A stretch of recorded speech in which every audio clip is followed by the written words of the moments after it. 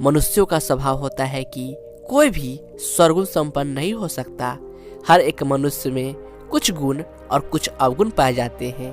अच्छे गुण तो अवश्य मनुष्य की भलाई के लिए काम आते हैं, किंतु अवगुण मनुष्य का पूरा जीवन बर्बाद कर देते हैं। इन अवगुणों पर नियंत्रित करके जीवन को बर्बाद होने से बचाया जा सकता है।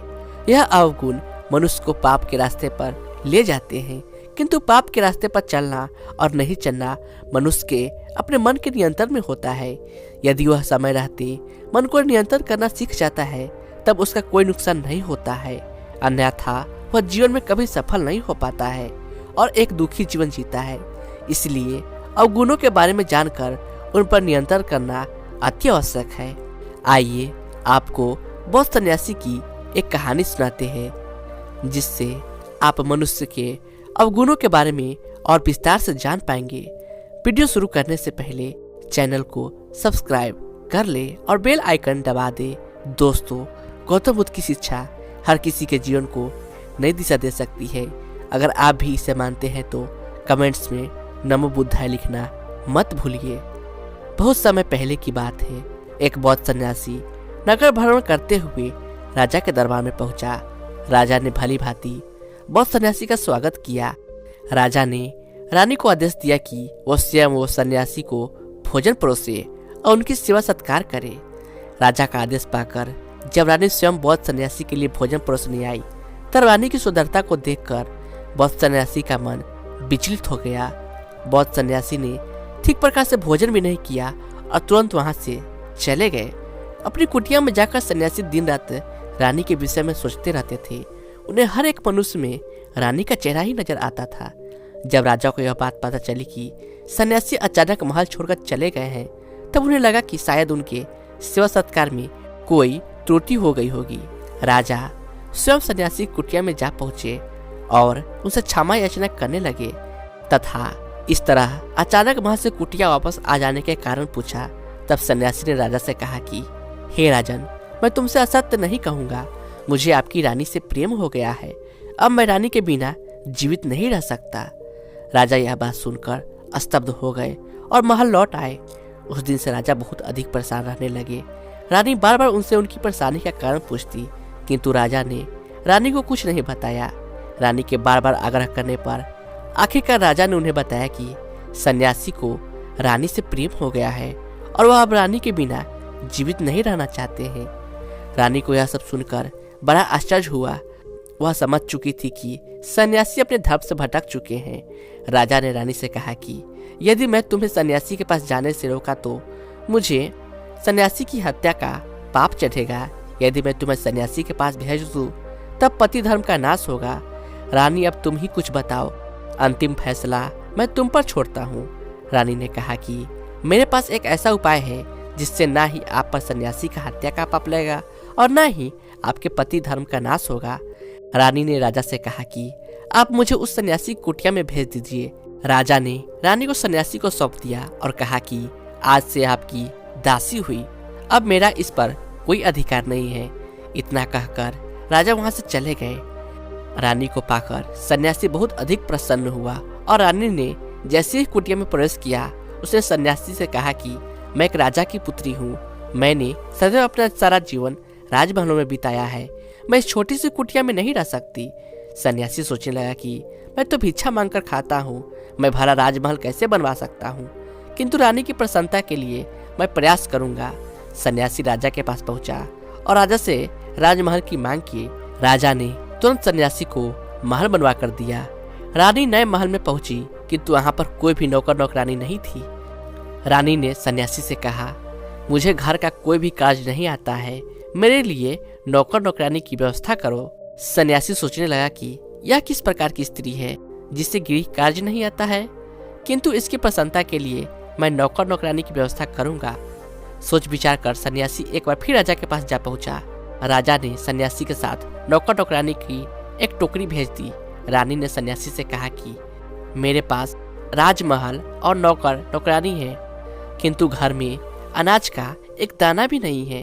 रानी के मुख से यह बात सुनकर सन्यासी एक बार फिर राजा के पास जा पहुंचा। राजा ने सन्यासी को ढेर सारा अनाज देकर वापस भेज दिया।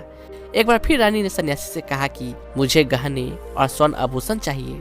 वह सन्यासी अब थक चुका था किंतु रानी की इच्छा को पूरा करना उसका कर्तव्य था। वह सन्यासी एक बार फिर राजा के पास पहुंचा और उनसे स्वर्ण आभूषण की मांग की।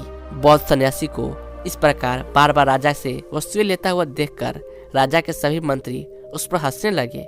मंत्रियों ने कहा कि जब एक रानी की इच्छाओं को स्वयं पूरा नहीं कर सकते तो रानी की कामना भी नहीं करनी चाहिए। एक बौद्ध सन्यासी इस प्रकार भिक्षा मांग रहा है, वह भी एक रानी के लिए। इतना कहकर सभी हंसने लगे। बौद्ध सन्यासी बेहद लज्जित हुआ और वापस रानी के पास लौट आया। उसने रानी को सारी बात बताई। तब रानी ने कहा कि यह सत्य है, आप एक सन्यासी है और आपका काम लोगों के धर्म की रक्षा करना है, किंतु आप स्वयं अपने धर्म की रक्षा नहीं कर पाए। सन्यासी को अपनी भूल का एहसास हुआ। वह तुरंत रानी को राजा के पास ले गए। राजा से क्षमा मांगते हुए कहा कि मुझसे भूल हो गई है, मैं आपसे आपकी रानी लौटाने आया हूँ। राजा मुस्कुराए और बोले, क्या हुआ सन्यासी महाराज, अभी तो कुछ समय ही बीते हैं, आप तो हमारी रानी के साथ एक दिन भी नहीं बिता सके। सन्यासी ने राजा से क्षमा मांगी और वहां से चला गया। सन्यासी मन ही मन ग्लानि से भर चुका था। बौद्ध सन्यासी अपने गुरु गौतम बुद्ध के पास जा पहुंचा। उसने बुद्ध को इस घटना के बारे में बताया और कहा कि मुझसे पाप हुआ है, अब वह इस पाप का प्रायश्चित किस प्रकार करे। तब गौतम बुद्ध मुस्कुराए और बोले, किसी दूसरी की स्त्री पर नजर डालना पाप होता है। इतिहास के बड़े बड़े युद्ध स्त्री के ऊपर नजर डालने से हुए हैं। एक स्त्री ईश्वर की सबसे सुंदर कृति होती है। उसकी सुंदरता उसके चेहरे और शरीर से नहीं, अपितु उसके मन की कोमलता, क्षमा और दया भावना से मापी जाती है। स्त्री कोई भी भोग की वस्तु नहीं है, अपितु संसार को नई पीढ़ी देने की क्षमता रखने वाली कृति है। किंतु आज के समय में स्त्री को भोग की वस्तु समझा जाता है और यही सबसे बड़ा पाप होता है। तुमने जो पाप किया है उसका प्रायश्चित अवश्य करो। तब बौद्ध सन्यासी ने कहा कि मैं जीवन में दोबारा इस प्रकार की गलती नहीं करूंगा। कृपया करके मुझे बताइए किस प्रकार की भावनाएं मनुष्य को सद्मार्ग से कुमार्ग की ओर लेकर जाती है। गौतम बुद्ध ने कहा कि ठीक है, मैं तुम्हें बताता हूँ कि मनुष्य की 4 ऐसी आदतें होती है जो उन्हें बर्बादी की ओर ले जाती है। गौतम बुद्ध ने कहा, पहली आदत है इच्छा रखना। इच्छा शक्ति का सबसे पहला अवगुण माना जाता है। जो व्यक्ति अपनी इच्छाओं पर नियंत्रण रखना नहीं जानते हैं, जीवन में कभी सफलता हासिल नहीं कर पाते हैं। मनुष्य जैसे ही अपनी पहली इच्छा को पूर्ण करता है, उसकी निगाहें दूसरी इच्छा पर चली जाती है, दूसरी के बाद तीसरी और तीसरी के बाद चौथी। इस प्रकार इच्छाएं जीवन में कभी समाप्त नहीं हो पाती है। इसलिए इच्छाओं पर नियंत्रण करना आना ही चाहिए। यह बहुत आवश्यक होता है।